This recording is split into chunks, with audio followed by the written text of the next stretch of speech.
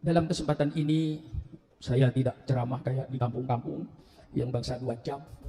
Mungkin cukup 15 menit lah untuk menyampaikan apa yang ada di benak saya. Yang ingin saya sampaikan sejarah Jam'iyah Nahdlatul Ulama.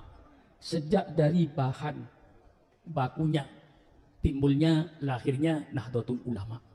Sekitar tahun 1922, di mana Saudi Arabia dikuasai oleh Raja Ibnu Saud yang agamanya dipegang oleh Muhammad bin Abdul Wahab sebagai janji politik.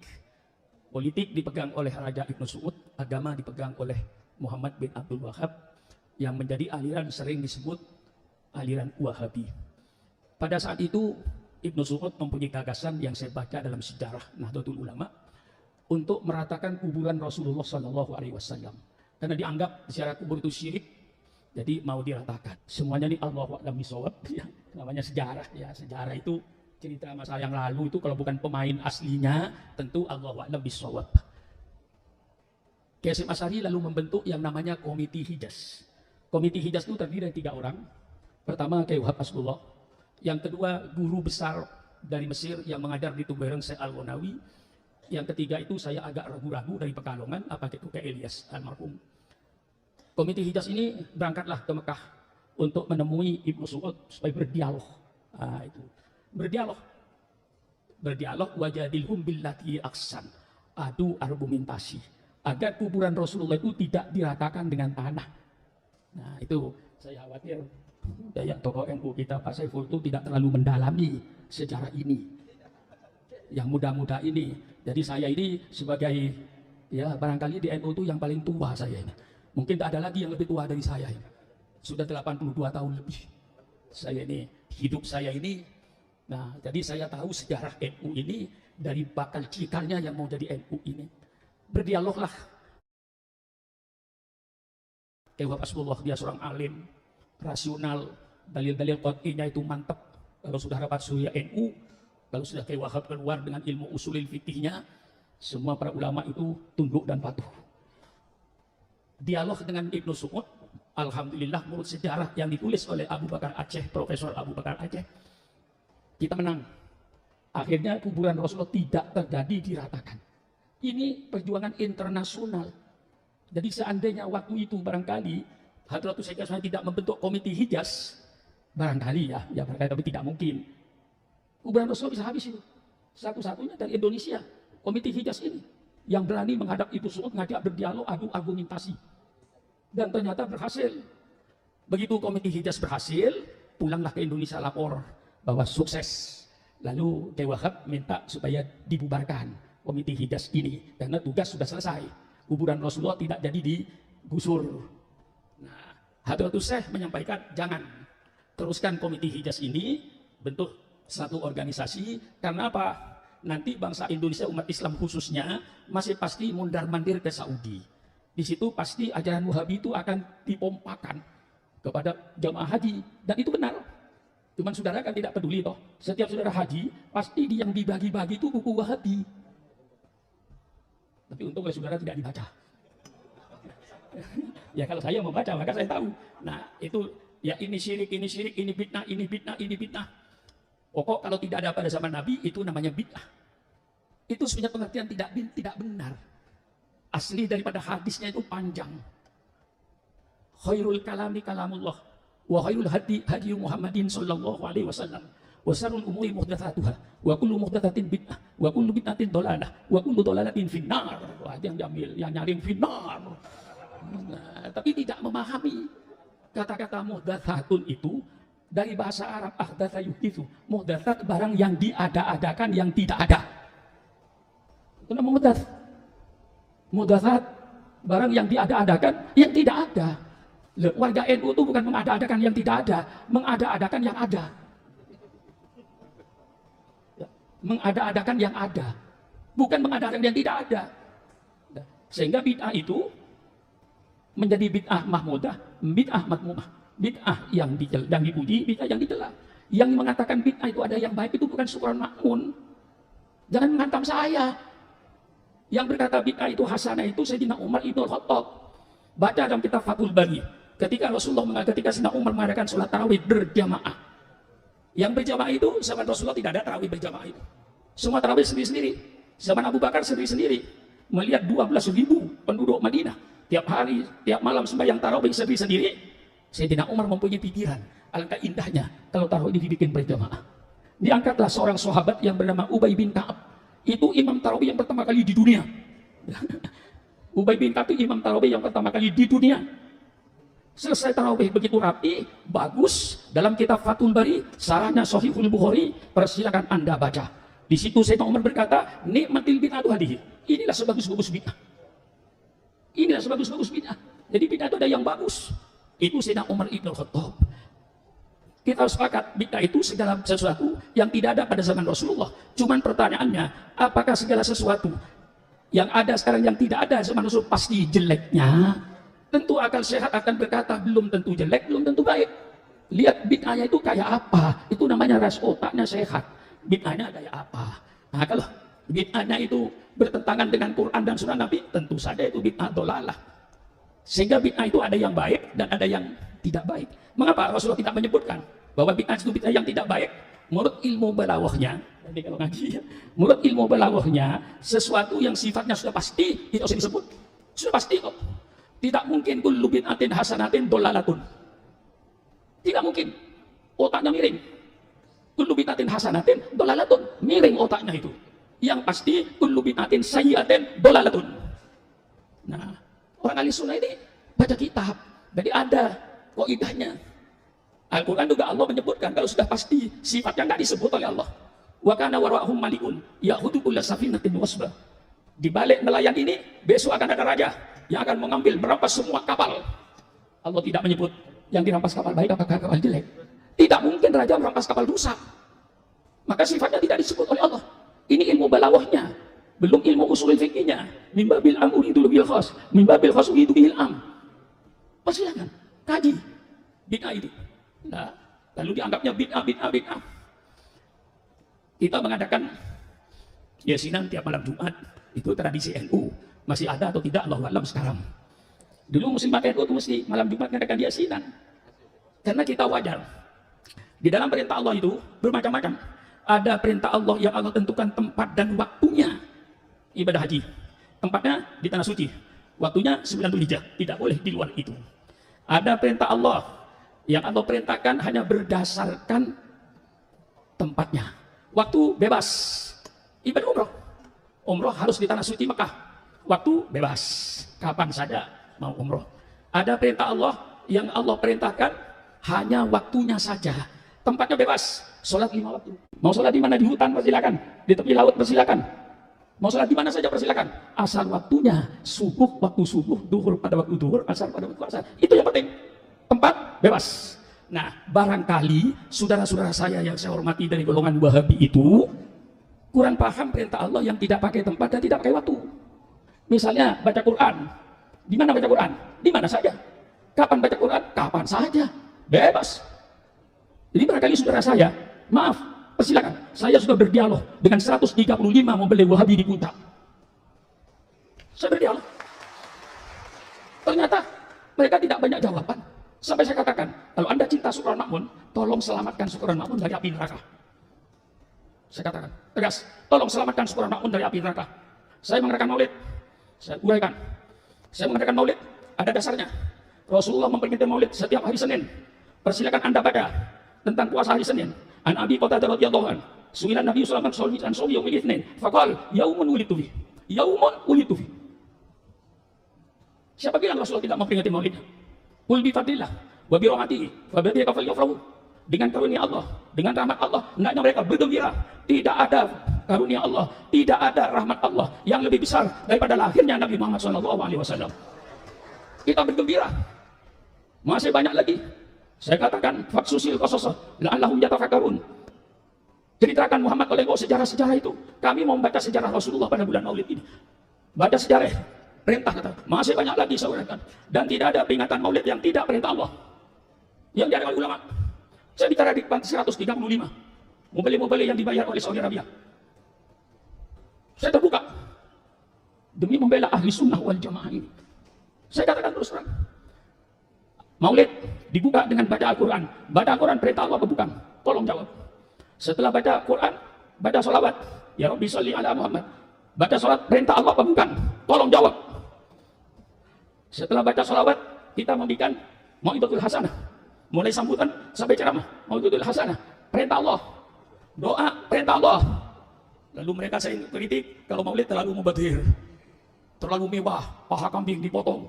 Saya bilang, orang duduk mulai jam 8, maulid, sampai jam 12, selesai dikeluarkan nasi, lauknya cuma tempe kecil-kecil. Kira-kira marah apa tidak?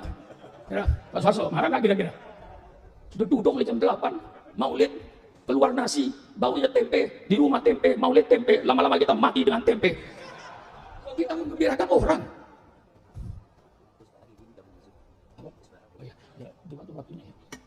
Nah, saudara-saudara ini, saya bilang sampai itu menggembirakan orang. Nah, disinilah kita, alhamdulillah, diteruskan.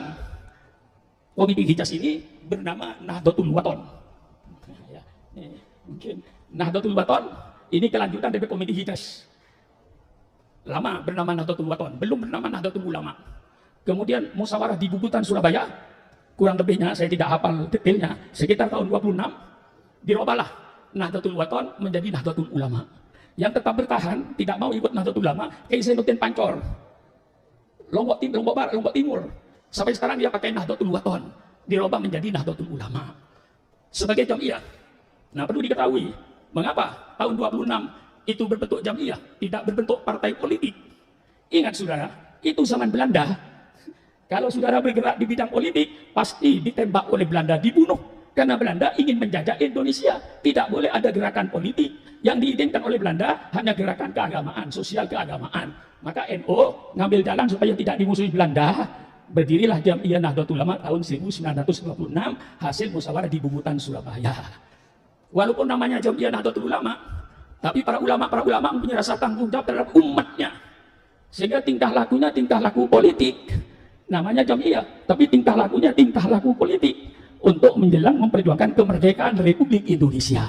Sehingga dari Nahdlatul Ulama itu menjadi panitia persiapan kemerdekaan, termasuk Pak Wahid Hasyim, Kiai Maskur, dan itu semua masuk di panitia kemerdekaan. Nah, berarti ini politik.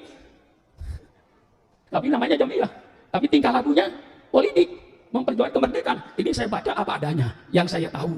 Saya tidak mau menyembunyikan ilmu kepada generasi muda ini. Ya. Mungkin nggak tahu sejarah ini, walaupun tahu mungkin samar-samar. Ya, sekarang saya tandaskan supaya tahu betul NU itu dari mana cikal bakalnya dulu itu. Nah, bergeraklah dalam kemerdekaan, tidak pernah absen. NU dalam memperjuangkan kemerdekaan masuk dalam panitia persiapan kemerdekaan. Merdekalah tahun 45. Begitu merdeka yang punya gagasan Masyumi, insya Allah itu Wahid Hasyim Nahdlatul Ulama. Supaya wajah Islam itu satu partai politik, jangan pecah satu aja. Yang bernama Majelis Syura Muslimin Indonesia Masyumi, itu gagasan dari Nahdlatul Ulama itu. Nah, kerjasamalah di dalam ya itulah namanya politik, Allahu a'lam bishawab.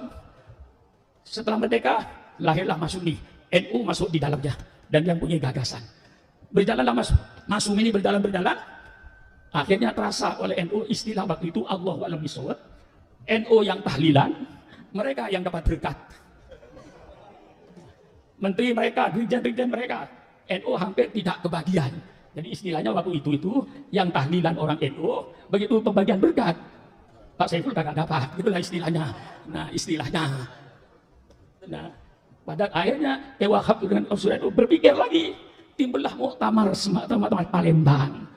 Wah, hafal NU saya ini, melotok ke seorang NU saya ini. Iya, tahun 52 timbullah muktamar NU di Palembang. Keluarlah NU dari Masyumi. Berdirilah sekarang Partai Nahdlatul Ulama. Berdiri Partai Nahdlatul Ulama menjadi partai politik. Waktu itu semua ulama menyatu. Ada di NU semua yang ahli sunnah wal jamaah. Tidak ada yang di luar. Semua ulama ahli sunnah wal jamaah berada di dalam NU. Bersatu. Sehingga waktu itu menjadi partai besar, partai ketiga. Gilirannya PNI nomor 1, Masyumi nomor 2, Nahdlatul Ulama nomor 3, nomor 4 PKI. Yang selalu berkhianat. Itu sejarah yang menulis NU hafal khianatnya itu. Nah, keluar jadi partai politik. Nah, kalau jadi partai politik namanya Partai Nahdlatul Ulama. Disitulah sayap-sayapnya hidup. Di setiap kantor Sarbu Musi, Serikat Buruh Muslimin Indonesia, gabungan NU. Sarnemi, Serikat Nelayan Muslimin Indonesia di pantai utara itu semuanya benderanya partai NU di tegal mana itu. Berdiri lagi Les Bumi, Lembaga Seni Budaya Muslimin untuk menyanyi elektral. Waktu itu setiap ranting NU mesti punya drum band. Sehingga kalau NU keluar geger karena drum bandnya tiap ranting NU punya. Pada waktu itu semangatnya naik. Timbul lagi Perguno, Persatuan Guru Nahdlatul Ulama. Berdiri lagi macam-macam dari organisasi di Pertanu, Persatuan Tani Nahdlatul Ulama, semuanya berkembang. Ma'arif berkembang, semua madrasah-madrasah Ma'arif Nahdlatul Ulama. Subhanallah, subhanallah. Hebat waktu itu. Semuanya bergerak. Komponen Nahdlatul Ulama bergerak seluruhnya. Sampai nelayannya, sampai pertaniannya, sampai perburunya, PMII-nya, PMII-nya, sampai Ibnunya berdiri. Kemuslimatnya tampil, Fatahiyatnya tampil, semarak. Sehingga waktu itu NU kalau tidak salah punya kursi 66 kursi di DPR. Lalu pimpinan-pimpinan waktu itu kita bangga. Ketua DPR NU, Ketua MPR NU, hafal saya, Kiai Haji Ahmad Syaihu. Ketua MPR Pak Subhan Sete, Ketua MPR itu, menterinya, Perdana Menterinya pernah Idham Khalid, Ketua DPR-nya Kiai Haji Ahmad Syaihu, Menteri Sosial pernah orang NU, Menteri Keuangan pernah orang NU. Semangat. Berjalanlah 65 timbul pemberontakan PKI, NU paling depan bersama-sama dengan pemerintah untuk memberantas komunis. Saya tidak menghilangkan lembaga-lembaga lain di dalam menumpas PKI, tapi insya Allah yang paling besar kontribusinya kepada pemerintah waktu itu Angkatan Darat adalah pemuda Ansor dengan bansernya. 65 berjalan, lalu timbullah pemerintahan Orde Baru zaman Pak Harto. Nah disitulah 5 menit. Ya. Alhamdulillah, betul akhir sudah tiba karena macet. Saya 10 menit lagi dah. Ya. Tahun 73 politik waktu itu nggak tahu saya Pak Saiful masih di mana tahun 73 itu. Masih sudah lahir tuh. Oh, sudah lahir. Masih kecil ya. Ya. Tahun 73 keadaan politik di bawah Pak Harto. Politik dibonsai. Artinya dibonsai, Golkar harus 60% dari pusat sampai ke daerah. Yang 40% dibagi dua. PDI, waktu itu PDI dengan Partai Persatuan Pembangunan dibagi dua, yang 40%, 60% itu masih Golkar. Kiai Wahab dengan Pak Idham dan seluruh Surya itu rapat mempertimbangkan daripada kita gagal dua waktu itu, politik gagal. Sedangkan NU mengadakan khol dilarang, mengadakan maulid dilarang, mengadakan Isra Mi'raj dilarang, mengadakan maulidan dilarang. Apalagi kalau pembicaranya Supran Makmun, sudah pasti dicoret. Musuh nomor 1 waktu itu Supran Makmun itu. Pasti NU mengadakan khol, siapa penjara? Supran Makmun, coret. Ganti yang lain. Begitu kerasnya dan kejamnya waktu itu. Saya yang merasakan kejamnya Golkar pada waktu itu, bukan Golkar sekarang. Golkar sekarang sudah berbeda dengan Golkar dulu. Golkar dulu saya yang merasakan.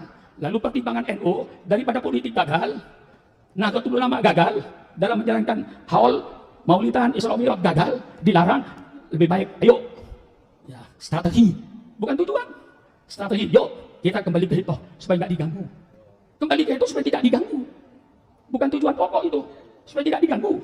NU supaya selamat, politik pindah ke P3.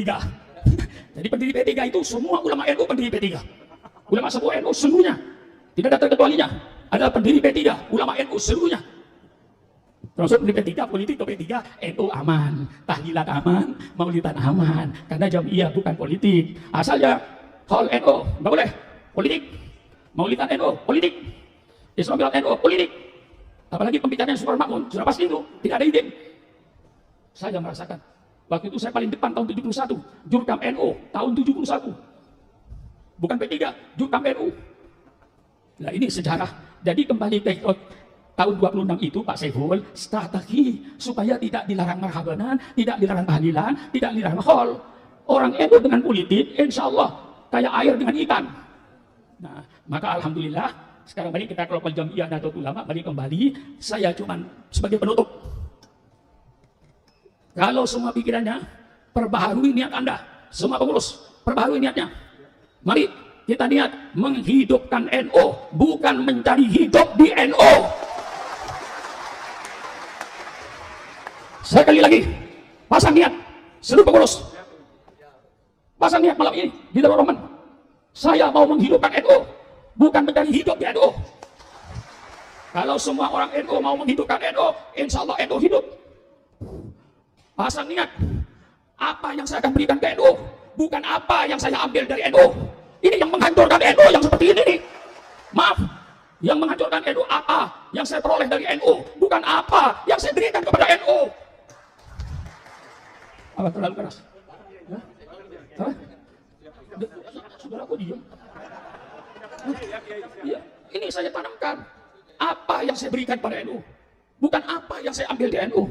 Kalau ini menjadi sumber saudara, niat saudara, insya Allah NU hidup, menghidupkan NU, bukan menjadi hidup di NU. Insya Allah, kalau NU-nya hidup, yang menghidupkan bisa numpang hidup.